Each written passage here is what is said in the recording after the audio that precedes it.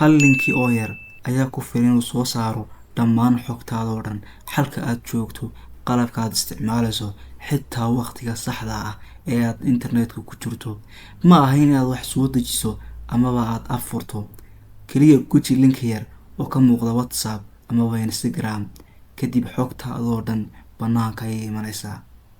haddaba waa maxay linkiga yar ee awoodda u leh inuu soo saaro xogtaada oo dhan? sideese loo isticmaalaa? sideese la iskaga ilaaliyaa? intaas oo dhan waxaan ku arki doonaa muuqaalkeenan. haddii ta marka ugu horsaadna soo booqato, subscribe noo dheh. magacayga waa Shaakir, kuna soo dhawaada Shaakir Shortcuts. qaar ka mid a dadka internetka ka dhex shaqeeya, gaar ahaan kuwa jabsiga yaqaan, waxay ka dhigtaan linkiyadan kuwaan waxyeelo u muuqan. waxaa laga yaabaa inaad u aragto sidii linki video qosol ah amaba website aad hore u taqaanay, laakiin dhab ahaantii markaad gujiso serverka uu linkigaasi ku xiran yahay, wuxuu helayaa IP-gaaga oo lagu aqoonsan karo halka aad joogto, nooca qalabkaaga iyo xog kale oo qoto dheer. hakarka caadiga ah wuxuu xogtaas u adeegsadaa laba arrimood: inuu kugu ogaado meeshaad joogtid, amaba inuu kugu bilaabo weerar kale oo qoto dheer oo kugu wajahan adiga, sida isku day inuu soo galo akoonadaada. mararka qaar ma dareemisid xitaa in xogtaada lagaa qaaday ilaa aad ka aragto cawaaqibka ka hor imid.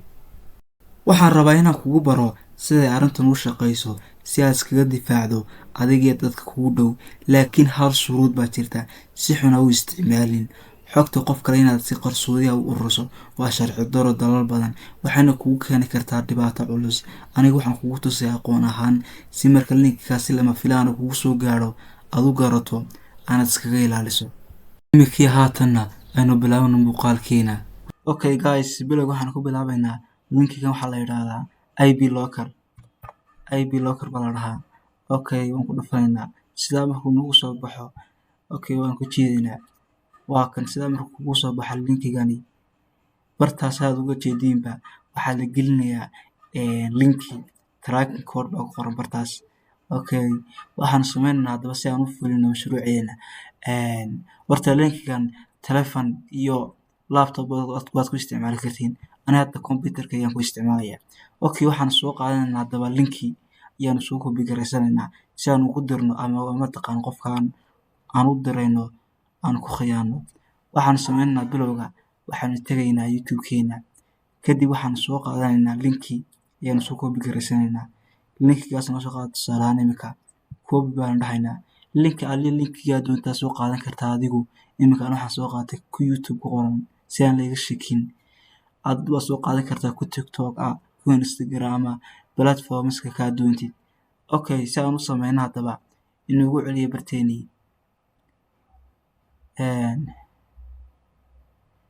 okay, waxaan sameynaa barta baan ku qornaa linkigii, copy and paste baan dhahaynaa. si aan haddaba linkiga u sameyno, create a short link baanu taabanaynaa. okay, saa markaan ugu jiidno gebi ahaan baa noo soo baxay imika linkigaas. linkigaan u baahannahay ee qofkaan ku taragaraynayno kaas weeji. sidoo kale waxaan furanaynaa collect data iyo disable kuwan baad furanaysaa ku aliya kaa doontid.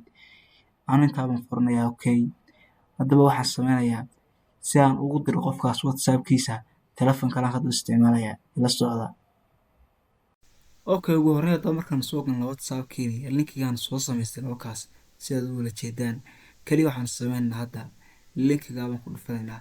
si historyada qofka wuxuu geenayaa YouTube, kama filinaysid qofkaas. waa kaas YouTube-ku iska daawanaya, iskaga raaxaysanaya, laakiin halka kale xogtiisaad urursanaysaa.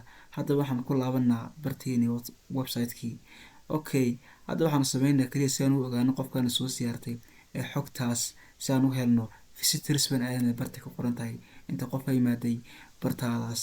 okay, visitors markaan ku jiidno kaliya haddaba waxaan sameynaa hadda si aan u ogaano xogta qofkaas, more info baanu taabanaa, halkaas baan ka helnaa xogta qofkaas. okay, si aan haddaba amniga noo sugno kaliya waxaan taabanaa privacy, hoos baan u daadegaynaa. barta ku qoran tahay advanced baad tegaysaa. advanced markaad ku jiido labada option oo kuu soo saaray ayaad iska xidhaysaa. waa privacy, waa IP-ga, iyo waxaad iska xidhaysaa linki kastoo kusoo gaara oonad u baahnayn. kaliya callskana waad iska xidhaysaa, waa unknown callers. lambar kastoo aan kuu safe garaysnayn inuu soo garaaco kuu diidaya. okay, soo kaas amnigaaga sug. subscribe iyo like-na haddaadna siiso si bay noo cajabin lahayd. Markay haatan salaamaya nabadgelyo.